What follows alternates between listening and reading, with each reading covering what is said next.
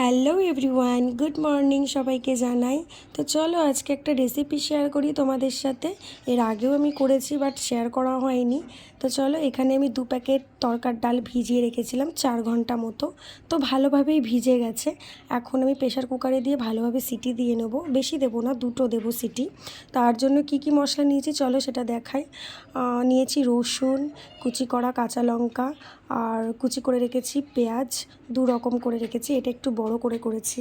তারপরে আছে হচ্ছে কাঁচা লঙ্কা গোটা, এটা পেস্ট করব, আদা আর টমেটো। তো চলো এবার কড়াইটা বসিয়ে দিই। গরমও হয়ে গেছে এবার কড়াইটা। তো চলো এবার দেখে নিই ডালটা কতটা সেদ্ধ হয়েছে।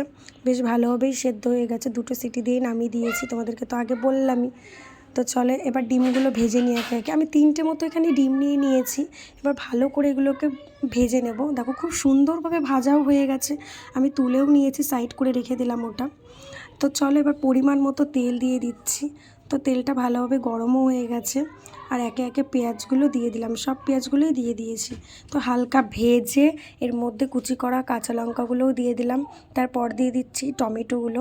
এগুলো হালকা মতো ভেজে নিয়ে এরপর যে মশলাগুলো পেস্ট করে রেখেছিলাম, ওটা হচ্ছে আদা বাটা, এটা রসুন বাটা, কাঁচা লঙ্কা বাটা, আর হচ্ছে একটু ধনে আর জিরে বেটে দিয়ে দিলাম এর মধ্যে।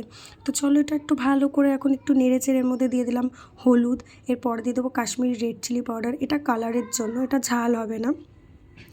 তো কাঁচা লঙ্কাই দিয়েছি ঝালের জন্য, আমি কোনো রকম শুকনো লঙ্কা দিইনি। এরপর দিয়ে দিলাম স্বাদ মতো লবণ। তারপর হালকা হালকা জল দিয়ে এটাকে ভালোভাবে কষিয়ে নিতে হবে এখন। তো দেখো খুব সুন্দরভাবে কষানো হয়ে গেছে মশলাটাকে। এরপর দিয়ে দেবো ডালটা। তো ডালটা খুব সুন্দরভাবেই গলে গেছে। এবার দেখো খুব সুন্দরভাবে এবার কষিয়েও নিচ্ছি। তো কষানো হয়েও গেছে, এবার দিয়ে দিলাম জল। এটা এখন ভালোভাবে ফুটছে, দেখো ফুটেও গেছে। এরপর দিয়ে দেবো ডিমগুলো যেগুলো ভেজে রেখেছিলাম। তো নাড়াচাড়া করে নিয়ে তারপরে কুচিয়ে রেখেছিলাম ধনেপাতা। এবার দেখো ধনেপাতাগুলোও দিয়ে দেবো। এরপর দেবো হচ্ছে কাসুরি মেথি। তো কাসুরি মেথিটা না যখন তোমরা দেবে একটু ডলে দেবে, তাহলে একটু ফ্লেভারটা ভালো আসবে। এরপর দিয়ে দিলাম তারকা মশালা। এটা না দিলে তো গন্ধটা ভালো আসবেই না। তো পুরো রেডি। তো কেমন হয়েছে জানাবে অবশ্যই কমেন্টে। তো আজকের মতো টাটা।